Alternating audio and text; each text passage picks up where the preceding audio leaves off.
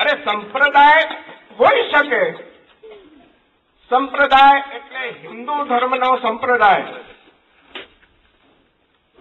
એમાં હોઈ શકે, અહીંયા હોય. આજે મને કહો, આપણો કોઈ દિવસ સ્વામિનારાયણ જોડે ઝઘડો થયો નથી થયો? આર્ય સમાજીઓ સાથે આપણો કોઈ ઝઘડો થયો નથી થયો?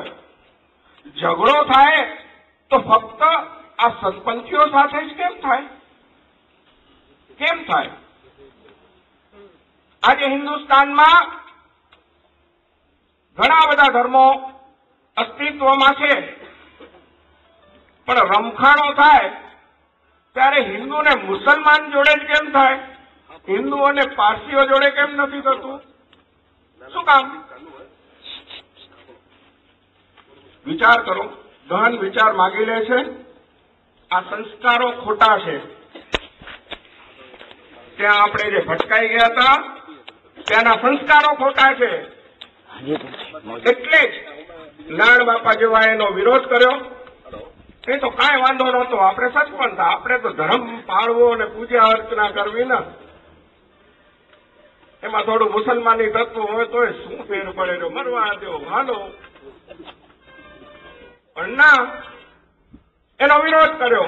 નાણ બાપાએ સખત વિરોધ કર્યો, અમારા બાપુજીએ સખત વિરોધ કર્યો. એનું કારણ આ જ હતું, ઇસ્લામી વિચારધારા હતી.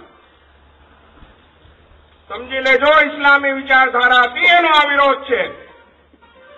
અને આજે બી એવા ઇસ્લામી જેને સંત કહેવામાં આવે છે, એ બાવાની પૂજા કરવા વાળાની જોડે તમારું નથી જામતું. એનું કારણ જ આ છે.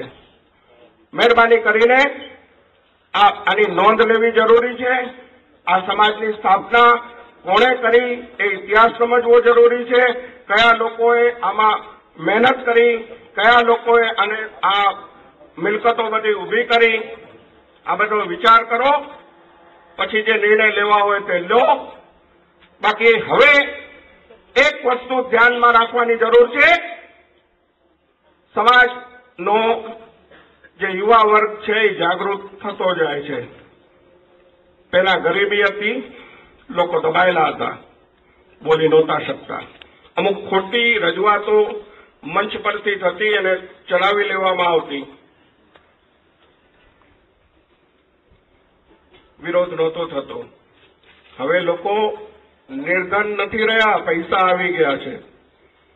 પૈસાની સાથે ભણતર બી આવી ગયું છે, બુદ્ધિ આવી ગઈ છે, દલીલ કરવાની ક્ષમતા આવી ગઈ છે.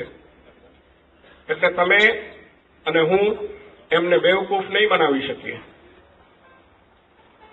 એને ગુમરાહ નહીં કરી શકીએ. વાદ વિવાદો સમાજમાં થતા રહેશે.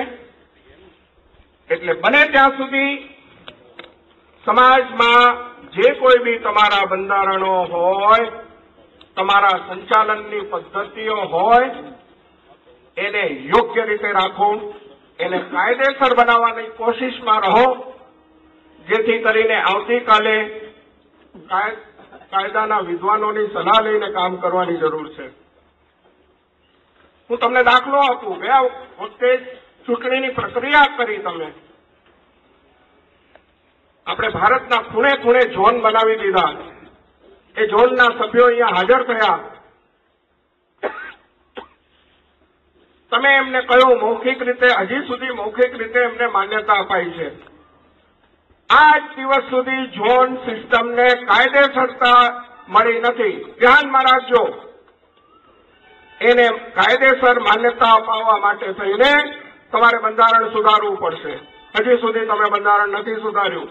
તમારી ગયા વખતની ચૂંટણી પ્રક્રિયાને 1 મિનિટમાં હું અટકાવી શકતો હતો, બધું સાંભળતો હતો, પણ મારે આખી સભાના જોડા નહોતા ખાવા.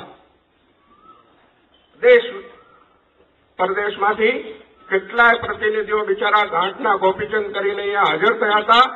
હોંશે હોંશે આવ્યા હતા, પહેલી વાર આવ્યા હતા અને બહુ મોટી સંખ્યામાં હાજરી હતી. ખાસ કરીને ચૂંટણીનું વર્ષ હોવાથી ઉત્સાહ બહુ હતો. એ ઉત્સાહનો ભંગ મારે નહોતો કરવો, નહીં તો ચૂંટણીની પ્રક્રિયા 1 મિનિટમાં બંધ થઈ શકે એમ હતી. હું છેલ્લે બેઠો, મારી આદત પ્રમાણે હું છેલ્લે બેઠો હતો, ત્યાં સાંભળતો હતો બધું. આજ દિવસ સુધી ઝોનલ સિસ્ટમને માન્યતા કાયદેસર રીતે નથી મળી. બંધારણીય રીતે આ બધું ધ્યાનમાં રાખવાની જરૂર છે અને સત્વરે આ બધા કામ કરવાની જરૂર છે. આ ધાર્મિક બાબત અંગે સુસ્તી દેખાડવાનો હવે બંધ થવું જોઈએ અને જે પક્ષપાત ભરેલું વલણ દેખાય છે એ સત્વરે બંધ કરવાની જરૂર છે. હવે નહીં સાંખી લેવામાં આવે. અરે કેટલું નામજી લીંબાણીની તમે પૂજા કરો, બીજી બાજુ ઇમામ શાહના નામે ઉભા થતા હું હાથ જોડીને સવાલ પૂછું છું કે આ કઈ રીતે શક્ય બને?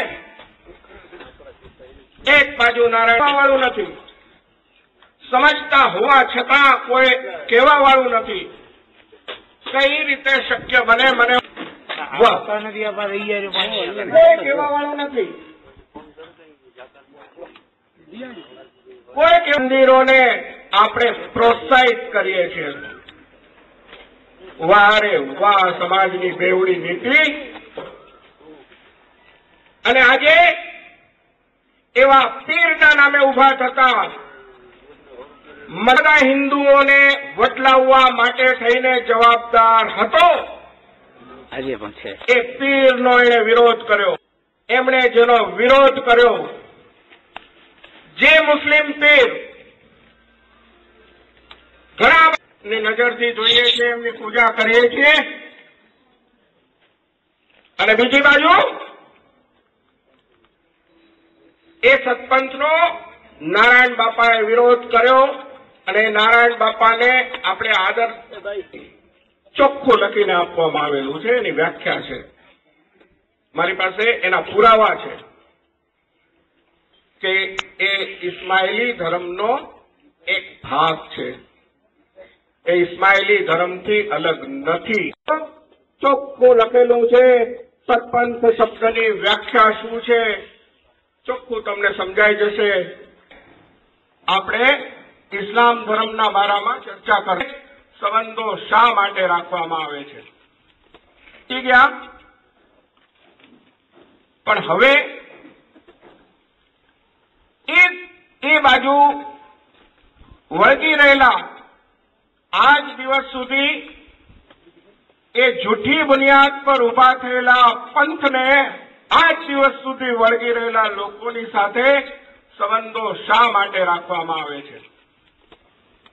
સંબંધો શા માટે રાખવામાં આવે છે? અરે સંપ્રદાય હોઈ શકે. સંપ્રદાય એટલે હિન્દુ ધર્મનો સંપ્રદાય, એમાં હોઈ શકે. અહીંયા હોય. આજે મને કહો, આપણો કોઈ દિવસ સ્વામિનારાયણ જોડે ઝઘડો થયો નથી થયો? આર્ય સમાજીઓ સાથે આપણો કોઈ ઝઘડો થયો નથી થયો? ઝઘડો થાય તો ફક્ત આ સત્પંથીઓ સાથે જ કેમ થાય? કેમ થાય? આજે હિન્દુસ્તાનમાં અરે સંપ્રદાય હોઈ શકે.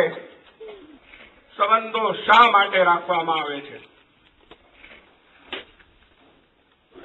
એમાં હોઈ શકે. સંપ્રદાય એટલે હિન્દુ ધર્મનો સંપ્રદાય. સ્વામિનારાયણ જોડે ઝઘડો થયો નથી થયો?